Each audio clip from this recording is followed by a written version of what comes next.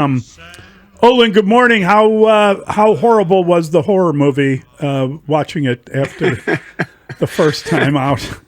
Good morning. It seems like we've been watching these games on replay for about 3 years now, but rewatching the film, just got through kind of the first half this morning, and just the same thing as the penalties, right? And on defense, just giving up big plays, and really looks like the defense had a hard time setting the edge yesterday, keeping the run inside, and then the play action pass really got to them, crosses across the field. As far as the offense goes, man, the penalties, the Bears started the game off. We were laughing at the game because Cairo kicks the ball out of bounds. And just kind of when you watch this, okay, it's Jonah Jackson getting a holding call. Is Darnell Wright jumping off sides? Is there a face mask on Braxton Jones? There's a holding call on Dahlman. I mean, that's all in one half, right? When you're watching the game and you just say, man, like, how do you expect to overcome all of that? How do you expect to get through it? And the Bears just really – it looks like they just not in a groove, and obviously we know, right? The coach is brand new. Ben Johnson's only his second game. These guys are all starting to learn each other. The run game actually did look a little better in the first half. They were opening up some holes. They went to some wildcat early with Swift. And Caleb is actually throwing the ball and completing passes when he's not. They go penalty, and then just throw it up for an interception, a fumble by Swift. I mean, it's almost a comedy of errors when you're watching the Bears. You just start shaking your head like every time there's a good play, oh, there's a penalty.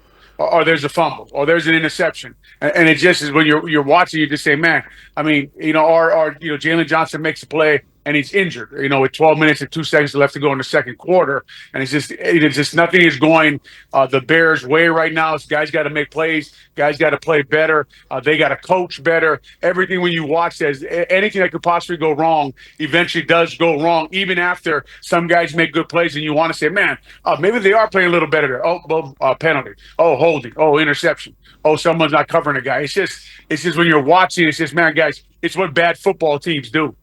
Olin, so you have a group of offensive linemen, are pretty accomplished in the NFL. They're well paid, and they're coming together for the first time. But through two games, it's probably the most disappointing group only because of the expectation level at the beginning of the season. So you're Dan Rochar, you have a veteran offensive line coach. Still, everyone's kind of in the get-to-know-you phase, I imagine, after two games.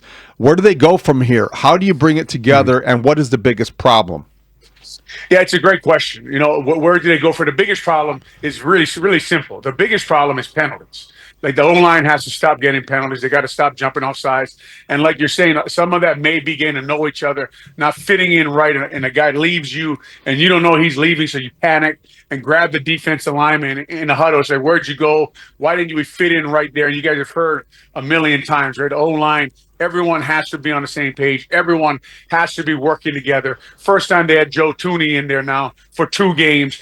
Hopefully they're getting a little bit closer, right, with Coach Dan Rochar working on the guys. Even Coach Rochar is new, right? He's new with Ben Johnson. Him and Ben Johnson never worked together before. Eric Bieniemy is new.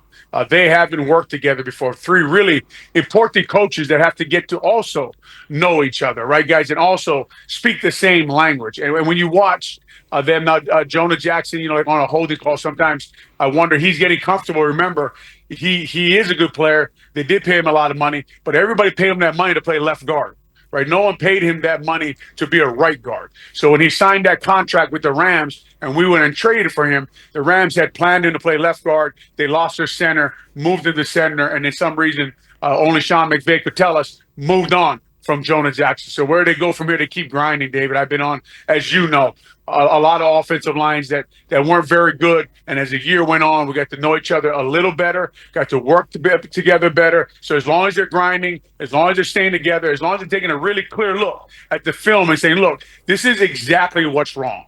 This is what we got to get fixed. And every guy fixes their own thing. Then they do have the guys in there who have played good football. They do have talent there on the offensive line. They're always going to be at that left tackle position, having to give him a little bit of help, especially when you're going against a guy like Aiden Hutchinson, right? Aiden Hutchinson's out there against Braxton Jones. We all knew that would be a mismatch, but Coach Rochar, they're probably in the building already this morning. Him and Ben Johnson and Coach Bieniemy and Antoine Randall and all that offensive staff, and working on the things, the details, the things they told us about all summer, right? They did this new staff They hold this standard. They're so intense. They coach the details, right? We couldn't get enough of that on social media and in the media and in interviews. We couldn't hear enough from the players of how relieved they were to finally be held accountable, to finally be held to a standard, to finally have intensity at practice, to finally be told exactly what they need to do. Well, we're all waiting for you guys to do it.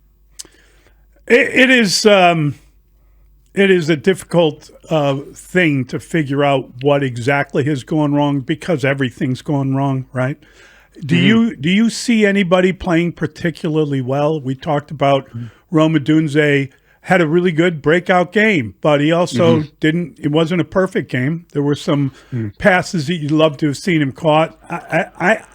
I don't want to pick on anybody, and I don't want to go like blame hunting, but I don't see anyone particularly good in the secondary, Olin. I don't see anyone particularly good at the linebacker spot. I certainly don't see it on the defense. I just don't see any level of that defense that looked good in the game. And I mean, that's going to happen when 52 points and 500 yards. But I don't know who's playing. I don't know how they said they're open to anything. What's open? It feels like you could do a lot of different things and not get better. Yeah, if Rome has that perfect game we're talking about, he's got about 250 yards receiving, right? So when you did watch them, I mean, there are some throws there that Caleb made to Rome. It was on time. I think there was a 12-yard out route at one point in the game. Rome was in the slot. Caleb hit his back foot. Rome beat the DB. It would look easy. It looked like how good offenses look in sometimes in that first half when Caleb was working with Rome on some of those routes. So that was one thing when I was watching. But again, you see that, guys, and then boom, there's a penalty somewhere, right? Or there's a mental mistake, or there's a fumble, or we can't get a first down on quarterback sneak, right? So it's just kind of, again, a comedy of errors when you watch it. As far as they're particularly good players in the secondary, Mully, they're hurt, right? Kyler Gordon's out.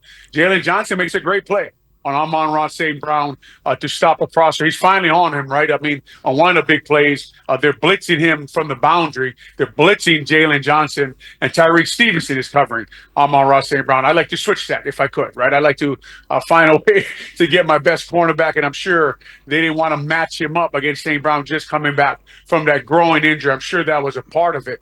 But it was good to see him make that play. Right, he dove. It was a great play on a great receiver. Two good football players going against it. And again, guys, when you're watching, you say, man, there's the team they told us about, right? There's Jalen Johnson, a particularly good cornerback, making a great play. And then his groin is hurt, and he goes out, and Wright comes in, and then there's just breakdowns in coverage, and guys, their eyes are not in the right place, and they're not covering guys hitting the flats on play action passes. And when you watch it, it's just this team like you're talking about. Can they grow? Can they learn together? Can they get better? Right? Or it's just because of our problem is we know there's a whole new staff. We know there's a whole Dennis Allen, Ben Johnson holding these guys accountable, setting a standard, having discipline at practice they talked about. But we've seen these same players do this now for 2 years. Right, have coverage breakdowns, have penalties, have fumbles, have turnovers, have things that just doesn't look like they're not focusing or concentrating at practice. Olin, help me understand what went on 3rd and 1, second quarter. Still a one-score game, still a competitive game with the outcome hanging in the balance. And quarterback sneak. Okay, I get it. 3rd and 1. That's 4th and 1. It's like, okay, let's do the same thing because we didn't move the pile the first time. Yep. We're going to have success with a quarterback who's not comfortable running quarterback sneaks a second time. What happened to the Ben Johnson imagination? What goes on in these sideline conversations or the huddle conversations? What did you see in 3rd and 4th and 1 when they didn't make it? Yeah, I saw that, first of all, I think Dustin or Mully actually brought up at the post-game show, they said, I wonder how many quarterback sneaks since Caleb was always this, spread out, open offense in shotgun. How many quarterback sneaks has he run in his career, right? And that I don't know. He didn't look very good at it when he ran it yesterday. He took the snap. The first one almost ran sideways. He took the ball turned his left shoulder forward, which makes you actually lose yards with the ball, and then ran out to Darnell Wright. God, we didn't get much movement there, got stopped. Like when we talk about details, right, and as an offensive lineman on short yardage, you got to crowd the ball. And if you watch that really closely from the sideline view, the right side is bowing back, right, and they're already off the ball. And already, to me, like you're probably going to lose that there because you're giving a D line, especially with how loud it is, that you're giving them a chance to stuff you there. So you got to get up there on the line of scrimmage, crowd the ball. Don't give it inch. Get your pads low. It's the simplest play in football, right? Get your pads low. We got to go man on man here. We have $565 million in the middle of the offensive line. We get a little movement here, and we get a half yard. And then you're saying, well, it's the same play, and it is. But then the next play, he takes the snap and tries to go behind Joe Tooney and Dahlman, and they get stuffed. And he doesn't get his legs low and drive his legs and drive the pile. And everybody can take a little blame there. And like you're saying, can Ben Johnson call a different play? Can we give the ball to a back like Monangai or Roshan Johnson and come downhill and have them slam it in there? Right? I didn't see much of Roshan or Monangai in the first half all the way through the third quarter. So like you're talking about, very simple, David. They did not get the movement they needed. They did not get the first down there. And again, they should have saved that physicalness they used against Miami and used it on that play. This segment with Olin Kreutz is sponsored by Plumbers 911. Plumbing emergency? Call the plumbing professionals, available 24/7 at 1-833-PLUM-911. I know this is a radical thought, Olin, and I apologize beforehand. I spent the whole day with you. I'm good with it. Yeah, you know how radical I am. I'm just wondering, and I know this is a bad idea. Joe Tooney goes to left tackle. You move the guard from the right side to the left side. You know, if Ozzie Trapillo can only play right tackle, you move him there, and then there's not that much of a difference in stance anyway if you move right down. I'm just saying, try some other combination. Going rogue. Go, like, just, I mean, I know it would show them up and we're just getting together and we're just figuring it out. But if you're really open to anything, why not hit the panic button and just try whatever it would? Even if you had one side that was better than it had been and you could block and run behind that, wouldn't that be an improvement, even if it's a kind of panic mode issue? Or draft or trade for a left tackle, right? That would be that'd be too, better. But, yeah. Instead of drafting a right tackle from Boston College. But and if you got all these left tackles that have lost their jobs, right? All these guys starting who are rookies, certainly there's somebody available that you could go get. Right. It's just, I know what you're saying, Mully. I guess it's just, for me, it's not time to panic. I know it feels like we've done a lot of losing, right? Obviously, we're in a panic mode because I think we're like 1-12 in our last 13 games. And I heard you guys talk about the record that Ryan Poles has since he's been here, right? And we talk about the overall record and really the record George McCaskey has since he's been in charge. Wow. Right. And if you go on that record, it's crazy, right? It's crazy to look at how much losing has been done over this span of over a decade, and then since Ryan Poles has got here. So it feels like, as a Bears fan, it feels like on sports radio that we're in a panic, right? And we've seen this movie before. This is not going to work. And I guess up there, the only thing I would say they would say to you is, we just got here. Right, we don't know about that. We don't know about all that losing and all that stuff that you're talking about. That this left tackle spot, that this O-line spot has been a problem for 15 plus years, right? That it has not been fixed in a long time, and that's why you've heard us talk on these radio waves a lot of times. When these new guys come in, do us a favor and study the history of the franchise. Study where we've been struggling. Try to get that fixed, and then maybe things will get fixed on the field, right? So I know what you're saying, Mully. I feel your panic, and like I told you, there's two guys arguing in my head half the time, and I thought it was I gave them a face yesterday. The hope is Pat, and the despair is you, and they're always arguing with me about what the Bears should be doing and how bad things are, and I just keep trying to tell myself this morning, it's Coach Johnson's second game. Yes. right? And he's a young head coach, and he's 39, and it's Dennis Allen's second game with this group, and he doesn't have his full secondary yet, and they don't have their full complement of players. But I understand what you're saying, man. When you watch them with all the penalties and all the mistakes and all the things that you look at and the problems that they do have at left tackle getting beat, you're wondering, is there another way to go if we get to like week 10 or 11 and we still don't have answers? Well, I think it's possible to still believe in Ben Johnson that he was the right guy at the right time. I still think it's possible to believe, Olin, that Caleb Williams is still the quarterback that you can win because of. I think a lot of other issues beyond that are problems, and those are the things you have to attack. I do wonder this, as much as we heard from Ben Johnson, and frankly, as you point out, celebrated on this station and throughout the city, his brashness, his confidence, how much in the past 2 games do you think he has been humbled, and how might that affect his approach to coaching?